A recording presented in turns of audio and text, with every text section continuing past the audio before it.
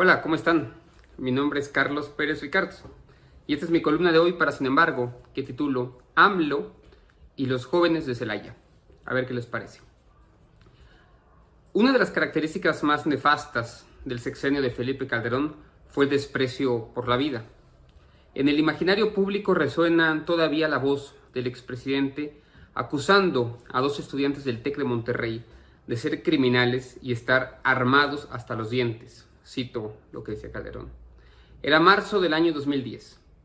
La acusación era infundada. Jorge Mercado y Javier Arredondo eran dos estudiantes de excelencia que tuvieron la mala suerte de encontrarse en un fuego cruzado afuera de su universidad antes de ser baleados por soldados del ejército mexicano. Para cubrirse de lo que a todas luces había sido una ejecución extrajudicial, los militares reconstruyeron la escena del crimen y les colocaron un rifle entre los brazos. No contaron con la cámara de seguridad que daba fe de sus actos. La mentira fue desmontada. No era la primera vez que Felipe Calderón hacía de las suyas. 2 meses antes, en enero del 2010, el expresidente aseguró que los 15 jóvenes asesinados en el fraccionamiento Villas de Salvarcar, en Ciudad Juárez, Chihuahua, eran, entre comillas, pandilleros. Falso. Eran estudiantes de bachillerato asesinados sin piedad y sin razón por un grupo criminal. Calderón tuvo que pedir disculpas, pero el estigma quedó para siempre. La irresponsabilidad de sus dichos lo seguirá toda la vida. Resulta pues inevitable y muy triste que los comentarios de López Obrador alrededor de lo acontecido en Celaya la semana pasada se asemejen tanto al 2010. La noche del 3 de noviembre del 2023, es decir, hace unos días, como se sabe, fueron asesinados 5 estudiantes de medicina de la Universidad Latina, aquí en Ciudad de México. Ninguno de los 5 había cumplido los 30 años. Sus cuerpos fueron encontrados en las inmediaciones de la Universidad de Guanajuato, campus Celaya Salvatierra. Excepto que fueron secuestrados en un balneario y asesinados con un tiro de gracia, poco más se sabe del caso. Sin evidencia alguna, en una de sus mañaneras, el presidente López Obrador señala que, y cito, esos muchachos que asesinaron hace 2 días en Guanajuato fue por el consumo. Y agregó, vuelvo a citar, fueron a comprar a alguien que estaba vendiendo droga en un territorio que pertenecía a otra banda. Cierro cita. Esa fue su manera de justificar la trágica muerte de los chicos.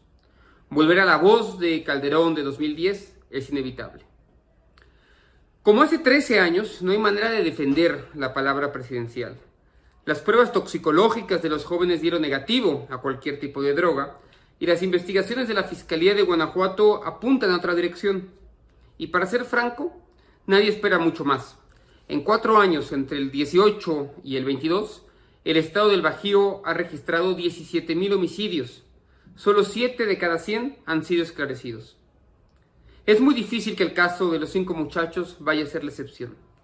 Las razones del crimen quedarán sin saberse, pero la memoria de las víctimas ya fue salpicada de un plumazo desde Palacio Nacional. Celaya es uno de los 4 municipios más violentos de México. Solamente en 2022 ocurrieron en esa localidad más de 650 homicidios.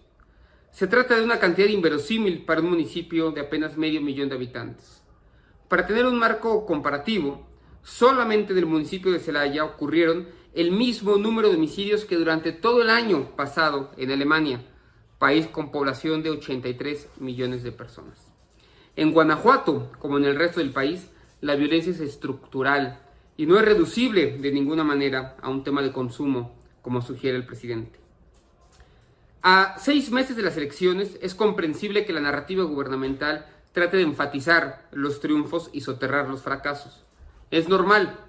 Sin embargo, 142,000 homicidios en 4 años no pueden esconderse sin más. La crisis de homicidios en México sigue siendo el tema pendiente de esta administración y la respuesta no puede ser, una vez más, como en el calderonato, culpar a los jóvenes, el eslabón más débil de la cadena. Hacerlo es ruir al problema. Lo sé. Es difícil que el presidente rectifique y se disculpe. Para él, lo sabemos, rectificar es conceder la razón a sus adversarios.